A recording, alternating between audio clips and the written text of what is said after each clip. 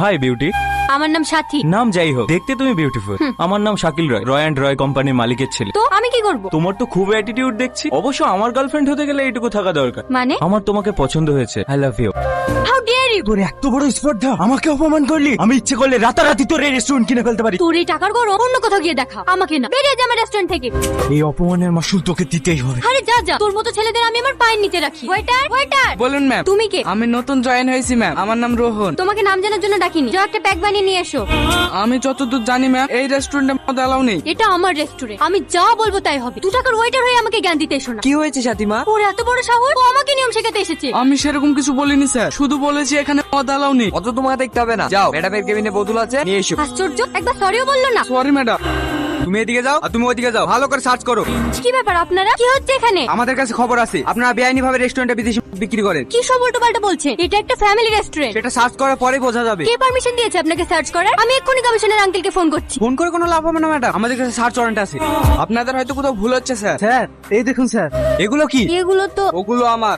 কি আমাদের এই পাগল মনে হয়? এত দামি দামি মদ একটা ওয়েটার কিভাবে কিনবে? আমি যেভাবেই কিনি না কেন, এগুলো আমার মানে আমার। বেশি বড় বড় কথা হয়ে যাচ্ছে কিন্তু। যেটা আমার সেটা আমারই তো বলবো, কেউ যেন সন্দেহ না করে। তাই ম্যাডামের ঘরে লুকিয়ে রেখেছিলাম, অ্যারেস্ট করলে আমাকে করু। বেশি বার বেড়েছিস না, এই ওকে অ্যারেস্ট করো, থানায় গিয়ে ওর চর্বি কমাবো।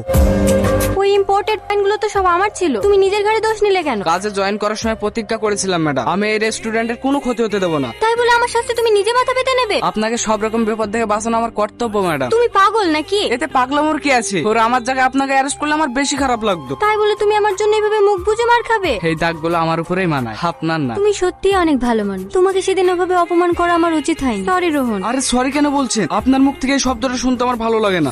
পাগল। দাঁড়ান দাঁড়ান, এই গলিতে আমার বাড়ি। আসছি ম্যাডাম, আপনাকে সব রকম বিপদ থেকে বাঁচানো আমার কর্তব্য ম্যাডাম। তুমি পাগল নাকি? এতে পাগলামোর কি আছে? ওরা আমার জায়গায় আপনাকে অ্যারেস্ট করলে আমার বেশি খারাপ লাগতো। আমি তোমার পায়ে পড়ছি, প্লিজ তুমি আমার সঙ্গে একবার দেখা করো। তুমি পাগল নাকি? বললাম তো কালকে আমার বিয়ে, আমি কোথাও যেতে পারবো না। অন্য কাউকে যখন বিয়ে করবি তখন আমার সঙ্গে প্রেম করেছিলি কেন? ও মানুষের বাচ্চা জানোয়ার, তুই আমাকে ছেড়ে অন্য মেয়েকে বিয়ে করবি? তোর বিয়ে করে আমি গুছিয়ে দেবো। এই নিন ম্যাম। কি আনতে বললো? আমি তো অর্ডার করিনি। অর্ডার করেননি কিন্তু আপনার দরকার। মানে? বয়ফ্রেন্ড ধোকা দিলে চকলেট খেতে হয়। কি উল্টো পাল্টা বকছেন? উল্টো পাল্টা কেন হবে? আমি যতদূর জানি ডিপ্রেশনে থাকলে চকলেট খেতে হয়, খেতে মন হালকা হয়। আপনাকে কে বললো আমি ডিপ্রেশনে আছি?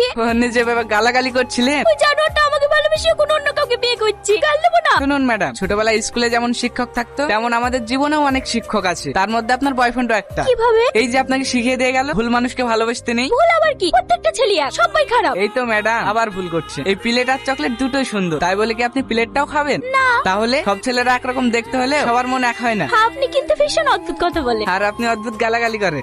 ওই রাগ হলে একটু আধটু। আমার